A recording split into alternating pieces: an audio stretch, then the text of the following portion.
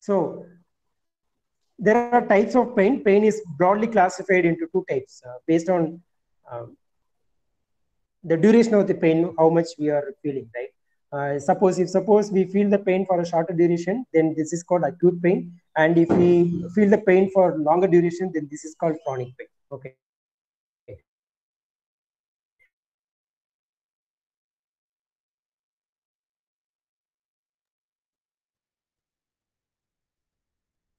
So there are two types, and based on other criteria, also many types of pains are there. Ache is one type of pain, and pain is another pain, and so superficial pain, obstructive pain, and neuropathic pain, and many types of pain are there. Okay, many types of pain are there. Okay, so many researchers are doing researches on both type of pain. We are concentrating only the time during which the pain is felt. Okay, one is acute. Acute pain is shorter duration pain. Chronic pain is long lasting pain. Okay, and once we start feeling the pain, we need to do another thing is that we need to go for another step, right? That step is nothing but the managing the pain. That is called pain management. So pain management is nothing but the procedure which is being used to alleviate the pain, which is used to uh, uh,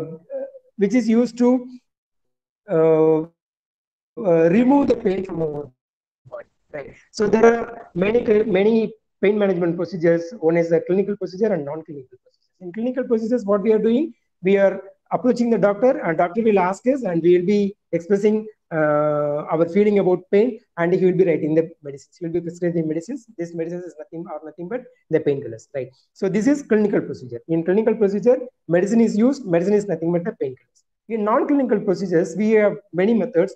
The exercise is one kind of pain management procedure. So by doing the exercise, we can remove the pain from our body, right? We have the physiotherapists, we have many type of trainers and everyone, and authorized trainers. If we approach them, then they will teach us the exercises, and if we do those exercises, then we will be getting out of the pain. So those are called non-clinical procedure of pain management, physical and psychological. In psychological side, we do the meditation, we do yoga, and the virtual reality also one type of psychological thing. And if we divert our mind from the pain, then the pain will be going out of our body, right? So this is counseling, this is psychological method. So this is pain management method. So this pain management method is nothing but, in engineering point of view, this is nothing but the controlling the pain. Okay. So if you want to control something, what we need to do first, we need to measure that thing which we want to control. Okay. To be simplified, I want to control the parameter, any type of parameter.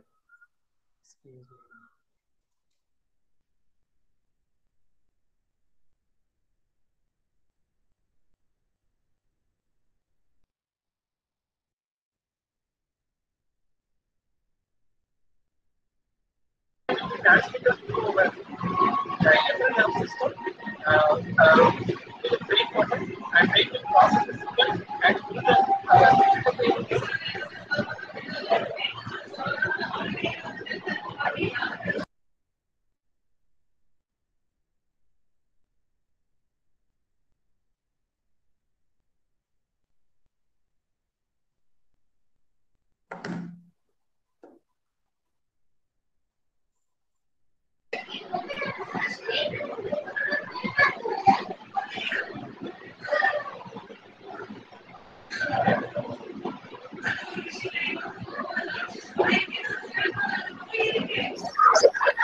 Sorry for the interruption. Again, a technical issue from my side.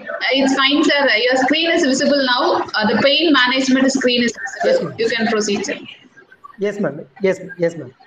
So when we want to control some parameter of any kind, you can take some industrial parameter also.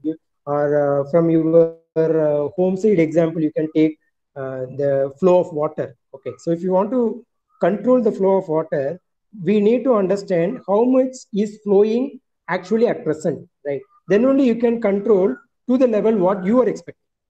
Okay. So very simply, if you want to control one parameter, you need to measure it first, right? That based on that measurement only, you can control the parameter very accurately. So your measurement should be very accurate, very precise, and very exact, right? So that only you can control that parameter very accurately, very exactly, and it will satisfy your expectation. Okay, so in pain research, this is called pain measurement, and this is called pain management. Pain management is nothing but the controlling the parameter. Measurement is nothing but measuring your pain very exactly, right? So what we feel, we the researchers feel, pain measurement, what we are doing nowadays in clinical practice is not accurate one. So we are proposing new method that is called objective method, right? So there are two types of pain measurement method. One is subjective and another one is objective method. Subjective method is nothing but a self-report method, means doctor is asking us and we are telling our experience about the pain, right? Otherwise, he will be observing the behavior on us, or why the observational or behavioral method is used.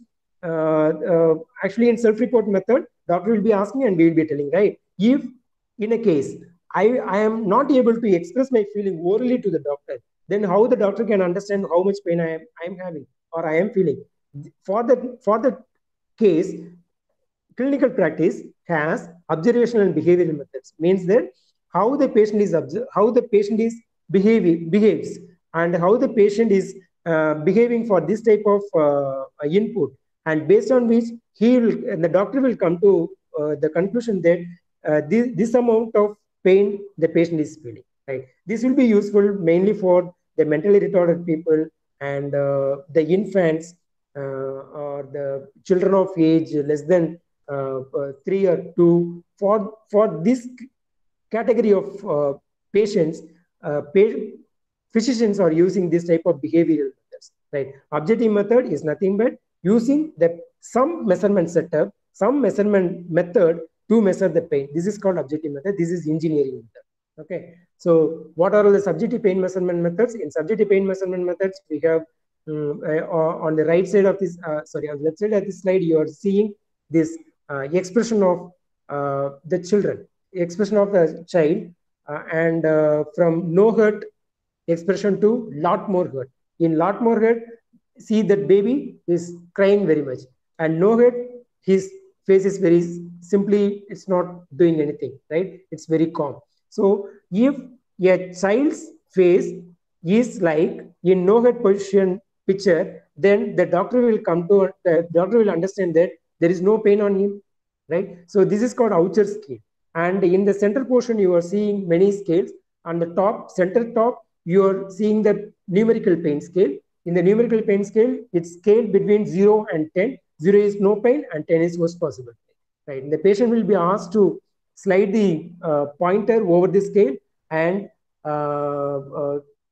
stop the pointer wherever he wants, or whatever he wants to express to the doctor, right? Suppose if the patient stops the pointer on the scale at the 0.5, then doctor will understand that the pain for that patient is in moderate level, based on which he will write, right? Again, I am saying, okay, let me, and the bottom two are the face pain scales. Based on the face pain, based on the expressions, the doctor will understand how much pain the patients will have. And the right side, we have the color analog scale.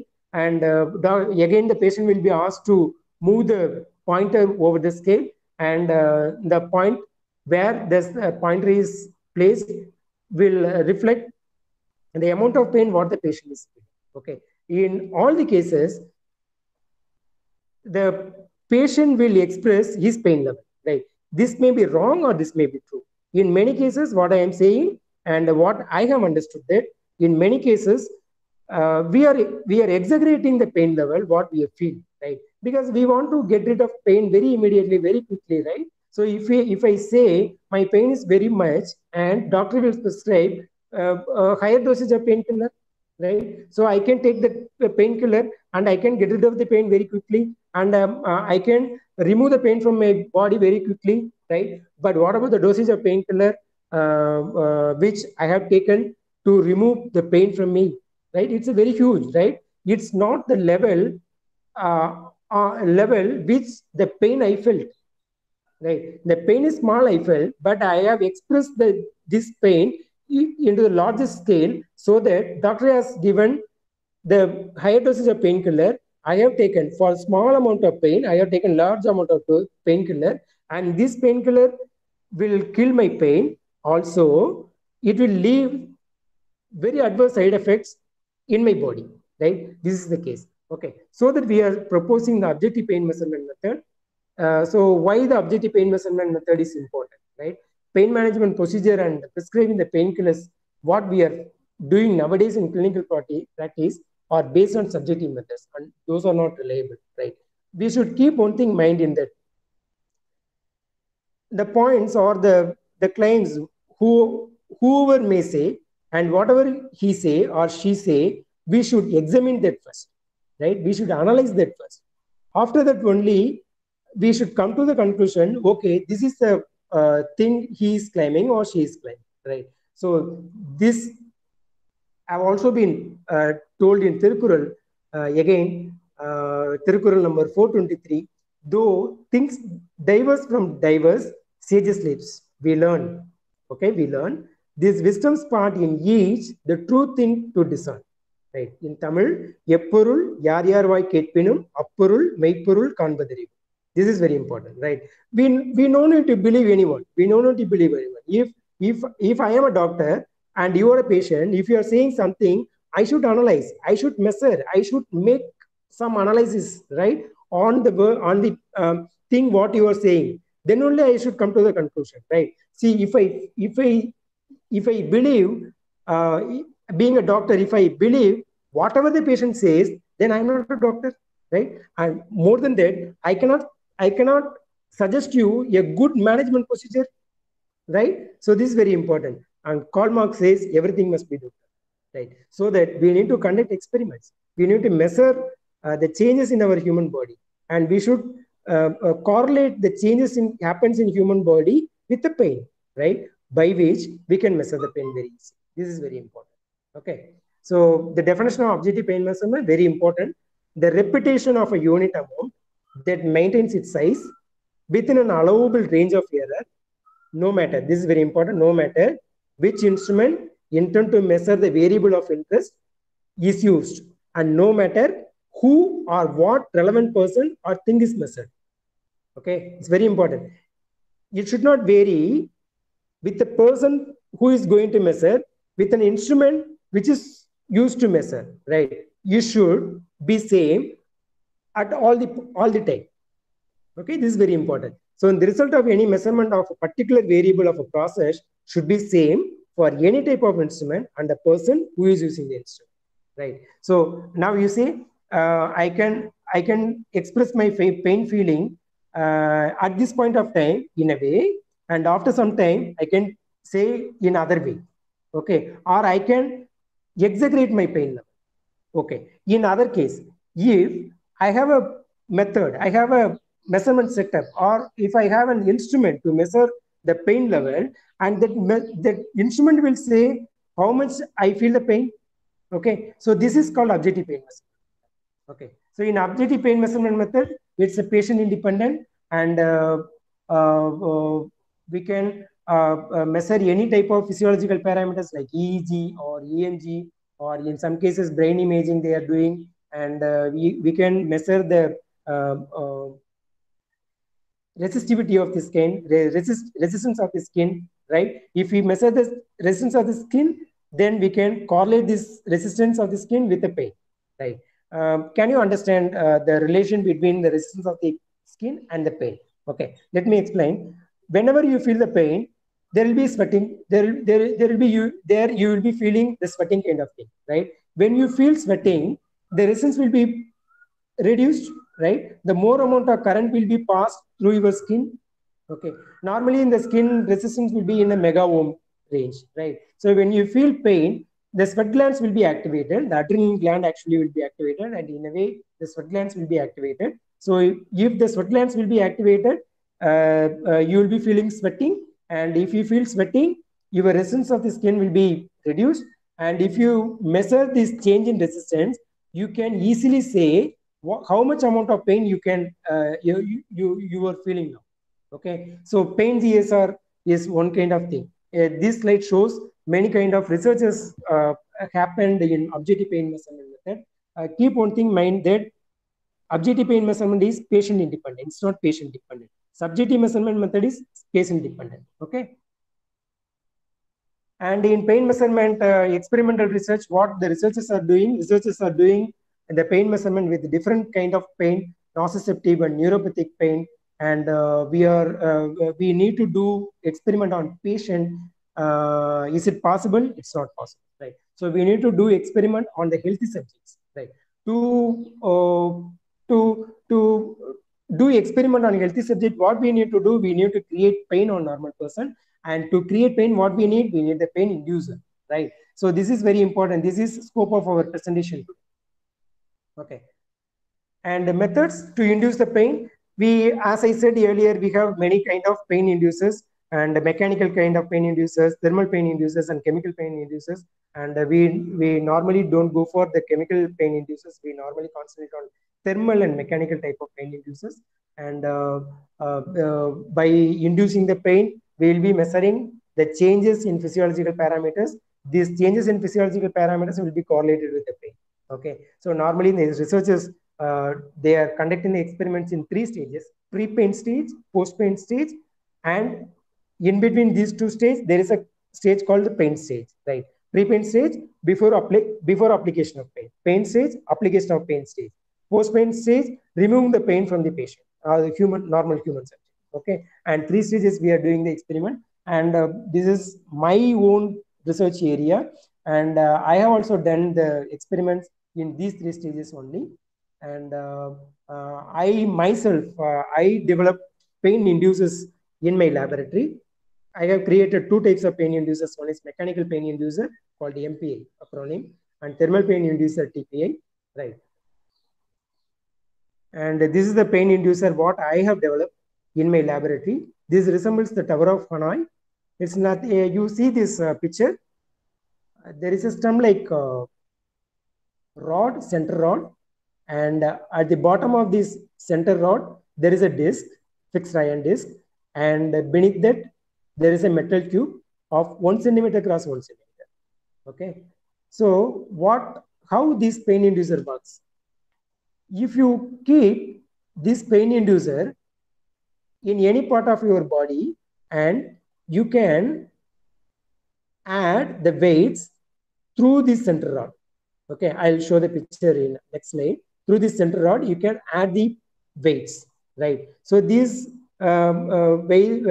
weights of any kind.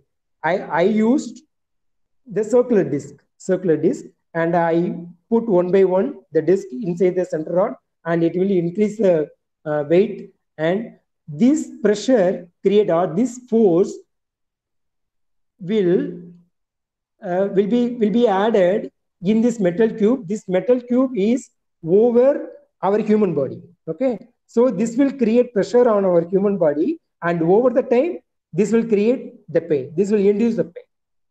Okay, see, this is how we use this pain inducer. This is where we place the metal cube, and this metal cube is there at the bottom of the circular disc. Okay, so over which these discs, you see the right side of the slide,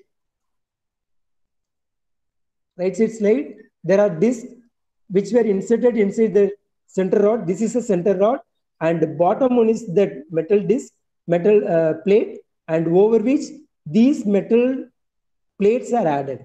Okay, each weighs 500 grams. Okay, so bottom of everything, this metal cube is there. So you just imagine, if you add the disc, metal disc of 500 grams 1 by 1, what will happen? You are carrying the weight of some 1 kg or 2 kg, and this weight is applied on a particular portion of your human body, right? Over the 1 cross 1 centimeter. Okay, this 1 cross 1 centimeter, 1 kg weight is there, and you just imagine how much you will feel the pain. Okay, if you reduce the disc 1 by 1, then the force will be reduced. Obviously, the pain will be reduced. Okay, now you understand. Here, the induced pain is controlled pain. Okay, so whatever the pain you want to induce, you can induce by adding the weights. Whatever the pain you want to remove, you can remove by removing the disc from the center rod. Okay, so this type of pain, mechanical pain inducer, it's not an automated one, and it's not an electrical one, and it's a simple mechanical setup. Okay, so what we are doing with this mechanical setup, mechanical pain inducer, we are creating the force, we are generating the force is applied on human body. This force is inducing the pain on human body, right? Now you can measure your physiological parameters. What are the parameters you want to measure? Okay, and this is second type of pain inducer. What I have developed is a thermal pain inducer. It's a nichrome coil based. In thermal pain inducer, actually, there are two types of thermal pain inducer. One is contact and non-contact type, right? Non-contact type, what is non-contact type? If you keep your arm or if you keep your hand beside the oven, okay, or beside the flame, then the heat energy will be transmitted, right, to your human body, and you will be feeling the temperature in your hand or the palm. And if you keep your palm beside the flame over a long period, then definitely you will start feeling the pain. This is called thermal pain. This is non-contact type. If you directly touch the flame, then this is contact type, right? Okay. With this introduction at this point, we can go for the thermal pain inducer there. If you make some instrument which will generate heat energy and which will be made to pass on your human body, then it will create pain. How can I say? Like I'm just wondering if you could see the higher radiation which is being given in clinics or hospitals for pain management, right? This is non-contact type of pain inducer. Okay, if you keep anything on your body and it will generate heat energy, and this heat energy will be transmitted to your body for over a long period, then it will create thermal pain. Okay, see, in this setup we have a heating source where the 5 sides are covered and the bottom portion is open here, and this bottom portion is having the copper plate, and inside that copper plate, means inside the box, a nichrome coil is placed. Nichrome coil is supplied with a current, right? And this is controlled current, and this is the controller, temperature controller. This temperature controller, we can set the temperature, right? So based on this set point, this power source will supply the current to this nichrome coil, and based on which the nichrome coil will generate heat energy. This heat energy will be transmitted to that copper plate, and this copper plate will be kept on your human body. Okay, so the copper plate has direct contact with the human body, and inside which a nichrome coil, the hot nichrome coil is there, and this temperature, heat energy can be controlled by using your temperature control. And again, I'm saying, likewise in a mechanical pain inducer, there is a controlled pain inducer we have created. Controlled pain was induced, and here also controlled thermal pain is being induced by using the temperature. Right? There are many scope in this area, research scope in this area. You can try to develop an accurate and well-trained temperature controller for making the thermal pain inducer. This is very important thing, because nowadays the thermal pain inducer which are available in market are of the cost more than $1 lakh, in few lakhs cost, right? So if you develop a good thermal pain inducer, good automated, accurate, controlled thermal pain inducer, then it will be a very big help for the pain researchers, those who are doing research on pain nowadays, right? And this is another type of pain inducer we have developed based on the Peltier device. We know what is Peltier device, right? Peltier device was developed based on the effect called the Peltier effect. Peltier effect is the Ulta effect, or the alternate effect of Seebeck effect, right? Seebeck effect is the basic principle for thermocouple function. Peltier effect is basic principle of Peltier device. Okay, so in a Peltier device, we have two sides. On one side, we will be having the heat, means hot temperature, and another side we will be having the cold temperature. Okay, so we were using two Peltier devices. One is for hot temperature and another one is for cold temperature. You see the on right side, you are seeing the cold temperature Peltier device, On left side, you are seeing the hot temperature Peltier device. These Peltier devices can be kept on human body directly, and based on the level of current or amount of current what we are supplying to the Peltier device, either of the Peltier device, and the heat energy will be generated either the hot temperature or the cold temperature. So if you keep this Peltier device on human body over a period of time, then it will generate the pain. It will induce pain on human. So if pain is induced on human subject, there will be definitely changes in your physiological parameters. If you measure the physiological parameters, you can correlate the amount of pain and the changes in physiological parameters. So these three devices, pain inducers, we have developed in our laboratory for our research purposes. Still, we are doing research on pain, and based on which we have conducted experiments. And again, a Tirukural, எப்பொருள் எத்தன்மை தாயினும் அப்பொருள் மெய்ப்பொருள் காண்பதறிவு means that you need to do the experiment and come to the conclusion. Okay, and we have done experiments on 3 stages with pain inducers. What we have developed, mechanical pain inducer with thermal and cardiac parameters. This DCP is thermal and cardiac parameters. And next one in green color, thermal pain inducer with temperature and heart rate. Temperature means human body temperature. And again, we conducted experiments with mechanical pain inducers with nadi, vada nadi. We have the arterial pulses, right, in our wrist. This is a traditional way of diagnosing the diseases by reading the nadi. It's a very important thing. We have done research on that also, mechanical pain inducer with vada nadi and cardiac parameters. And 3 stages of experiments. Each stage was conducted for 5 minutes with 2 minutes delay between each stages. And this is the result of one of my experiments conducted with the parameter GSR, right? Mechanical pain and GSR. GSR is nothing but, I have said earlier, it's skin resistance, right? So when you feel the pain, the skin resistance will be coming down. See, this blue color is pre-pain stage. This is pain stage. The level of resistance during the pain and is very less when you compare with the pre-pain and post-pain stages. Okay, means that GSR reflects the pain level very clear.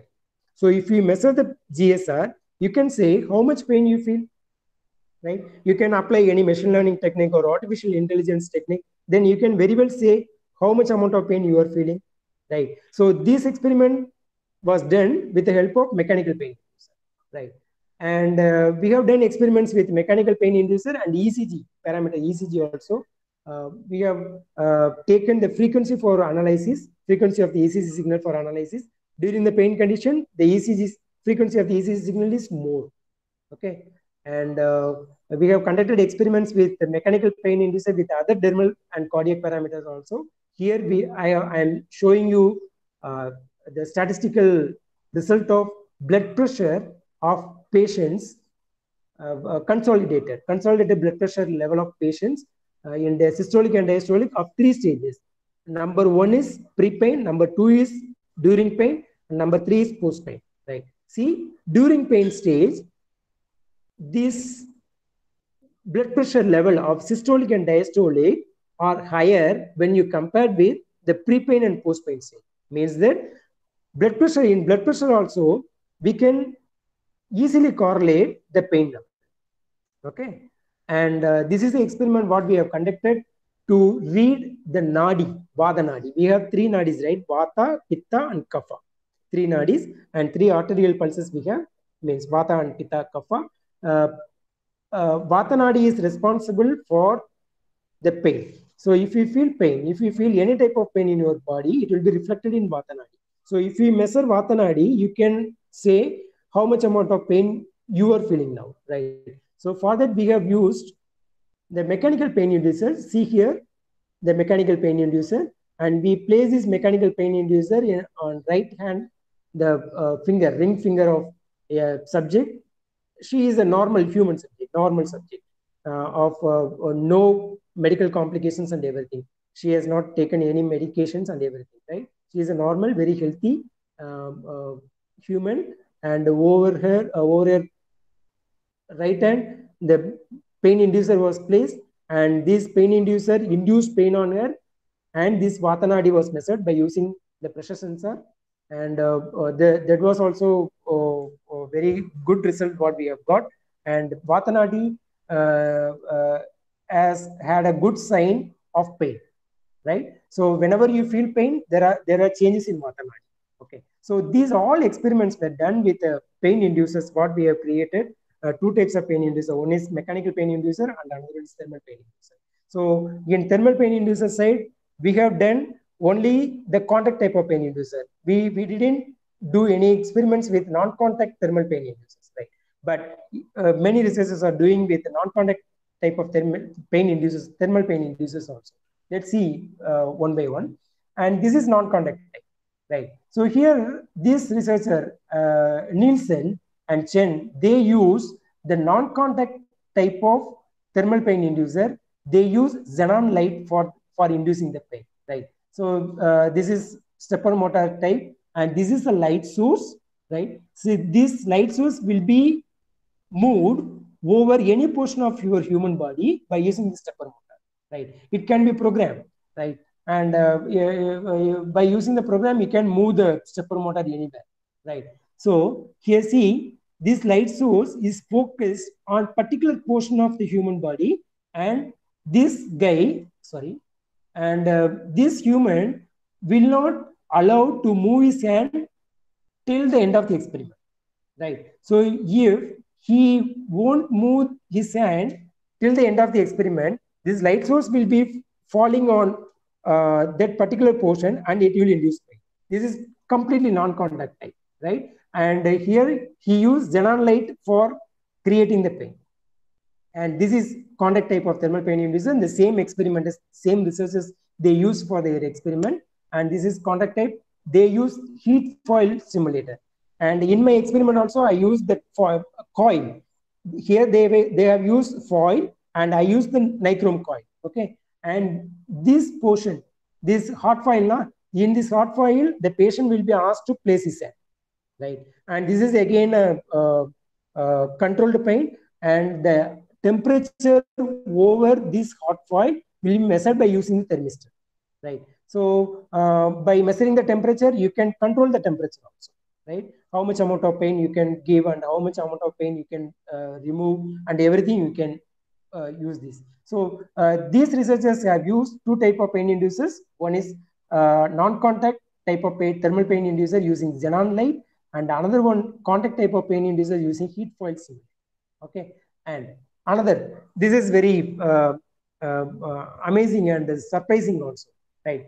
This is, I think, and I hope this is the first kind of pain inducer, mechanical pain inducer, which has been reported in literatures, right? The author, Ikeda of Pain Lab of a particular university in Japan, he developed this pain inducer. See, this is the hand of a subject, and this is the arm, right? And this is the metal piece, and this is electromagnet. At initial condition, this arm will be attached with this electromagnet. Okay, we know how the electromagnet works. Whenever we supply current, supply power to the electromagnet, and it will be it will behave as a magnet. When you remove the current, or when you stop applying the current to the electromagnet piece, and it will lose its magnetic property, and it will release this arm, and this arm is connected with a spring, action spring, right? It's actuated by the spring. So you just imagine, if this electromagnet loses its magnetic property, and this arm, metal arm will be moving away from this electromagnet, right? This electromagnet is placed over the wall, the like plate kind of thing, right? Plate kind of thing. And it could also be moved wherever you want, right? Suppose if you want to induce very less amount of pain, then you can move this plate over here, right? And your hand and the wall will be in a closer position, and over the wall, your this arm will be placed, okay? And if you release this arm, it will hit like this, Okay, and the pain will be induced over on you, right? Suppose if you keep your plate and your hand in such a distance, your this arm will be released from here and it will hit like this.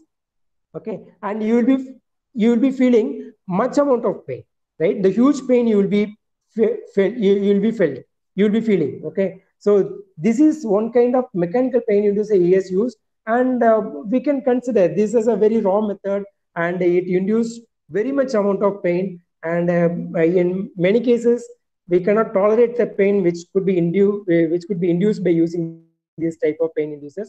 And nowadays, so that only we have created the type of tower of Hanoi type of um, mechanical pain inducer, where we can add the weights, and this weight will create force, and this force will induce the pain. Okay, so this is one type of mechanical pain inducer. And now the issues and or the research gaps in this type of things, or or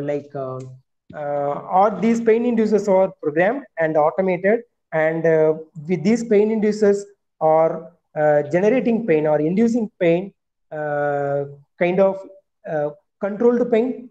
This is very important question, right? So we, the pain researchers, expect the controlled pain to be induced on the patients, on the subjects, right? So for that, we need to have the controlled pain inducer.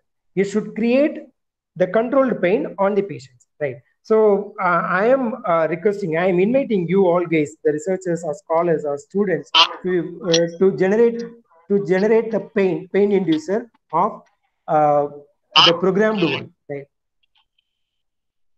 Hello. Sir, it is audible only, sir. It's audible only. Yeah. Okay. So some 2 minutes, right? I'll be finishing. Okay. So we need to have the programmed pain inducer, and which should induce the controlled pain. Right? This is what we expect. And there are pain inducers in market, and these two are prominent pain inducers of Medoc, the company called Medoc of Israel, and the company called QSG.lab of the France. Okay, so these two are the pain inducers, thermal pain inducers, not the mechanical pain inducers. These two are the thermal pain inducers, which are available with these two companies called Medoc and QSG Lab, and it costs more than 1 lakh. And based on the versions of these pain inducers, it will cost 2 lakhs or 3 lakhs rupees.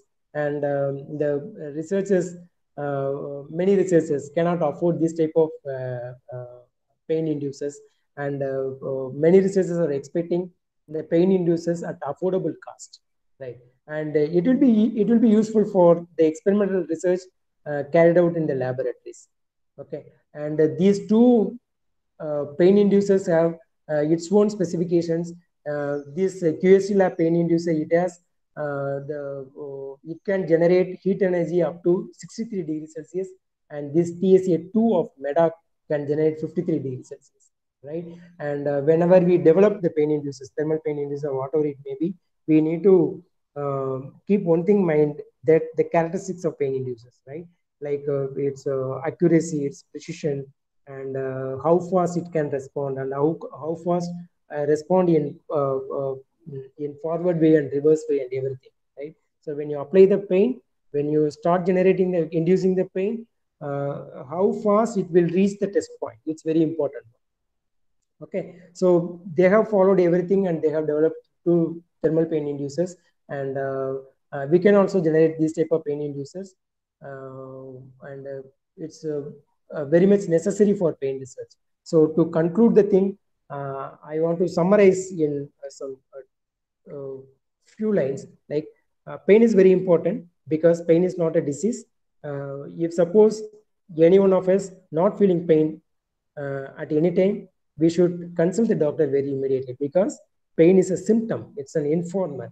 It reflects our body condition to the outer world, right? So if you want to treat the pain, actually we are not treating the pain, we are treating the disease due to which the pain is being felt. Okay, so pain is a fifth vital sign, and it reflects the physiological condition. Now we are doing, in clinical practice, all the doctors are doing the subjective method of pain measurement. and this is patient dependent. And if it is a patient dependent, and the controlling action will not be very accurate. So whenever you want to control something, you need to measure that parameter very accurately. Then only you can do control the parameter very accurately, right? So measure accurately and control accurately is the bottom line. So for that, we are proposing the objective pain measurement method. For objective pain measurement method, nowadays it's not in a practice in many cases. So we are doing research on it. To do research on objective pain measurement method, we need to create pain, or we need to induce pain.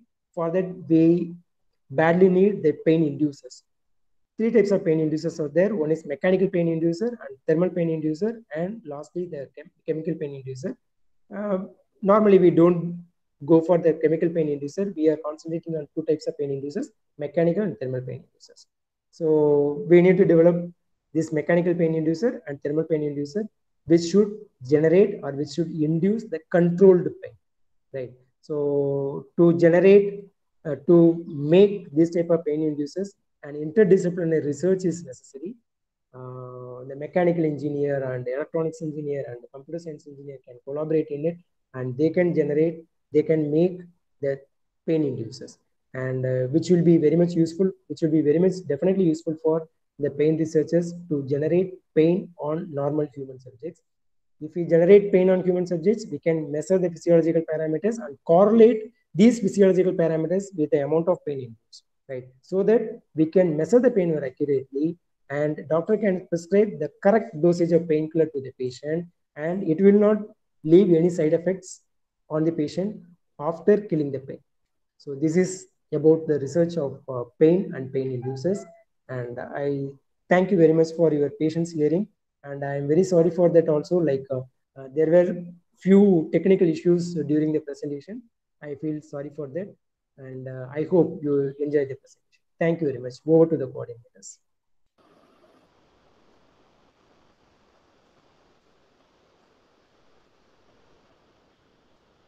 So If you thank you have for any, your yes, sir. So if thank you you have for your any data. questions, then you can. Yeah. Sir, we received some questions from the audience, sir.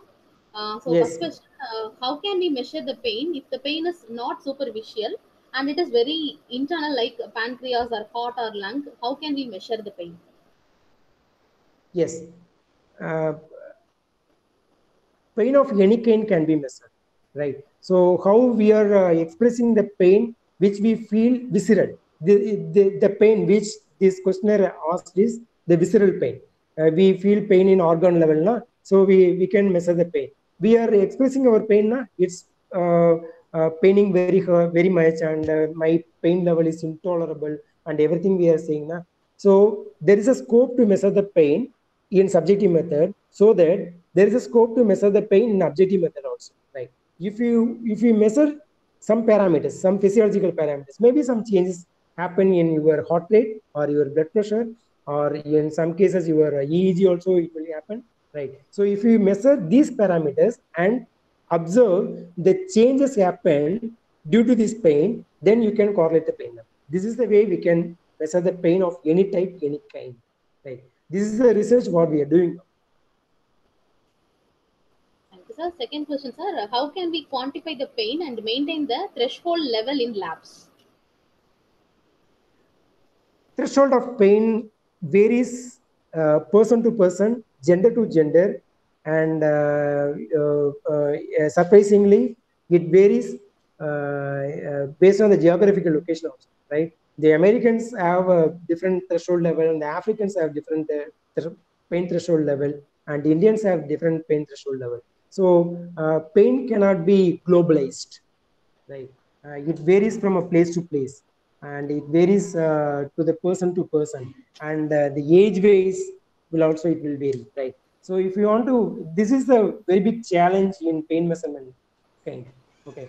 So you need to calibrate your instrument whenever you are going to use for a patient, right? Based on the age, gender, and his geographical location, and based on which you need to calibrate, and you start your experiment.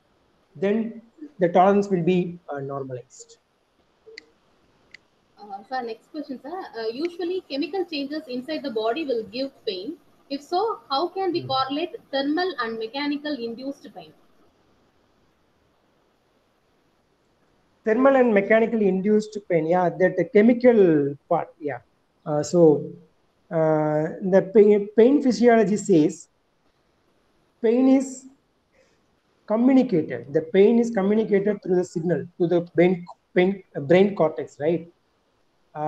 There are chemicals called nociceptors, right? These nociceptors segregate a chemical called acetylcholine. Okay, this acetylcholine is responsible to communicate the amount of tissue damage in terms of pain to the brain cortex. Okay, so what happened? This after segregating this acetylcholine, it will be communicated to your brain, and your brain will alert your body system, right?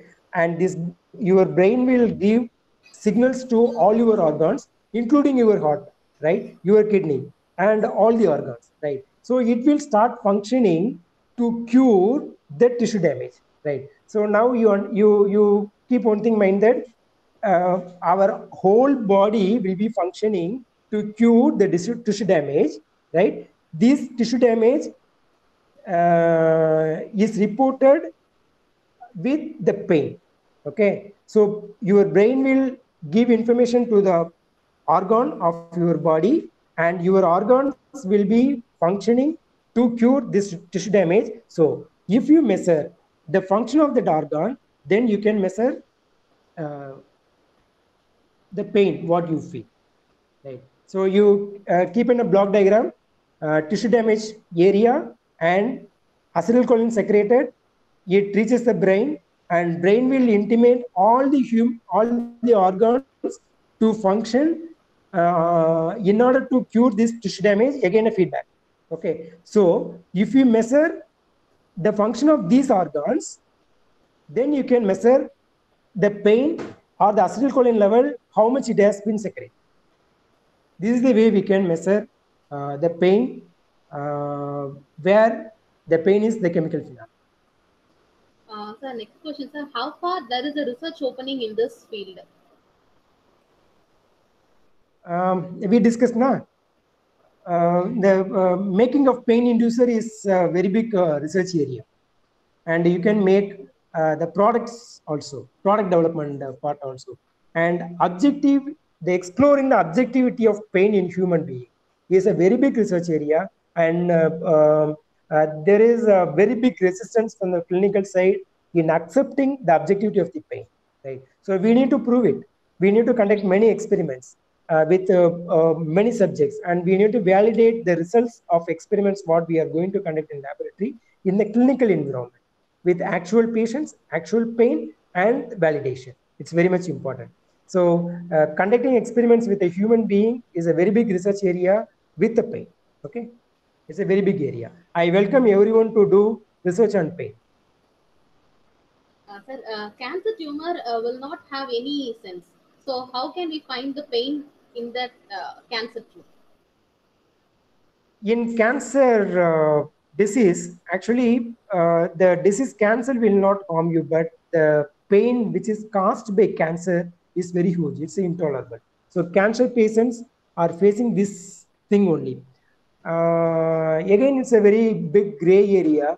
At initial stage of cancer, there will not be much of pain, but at the last stage of cancer, there will be a huge pain the patients will feel. And if you measure that pain, and maybe that may be the end of their life in many cases what we are seeing now, right? In cancer pain also we can measure, but we need to understand what's the use of measuring that pain. Is there any standard reference or chart for pain? Chart for pain. Any standard reference, or is there any standard reference for measuring the pain?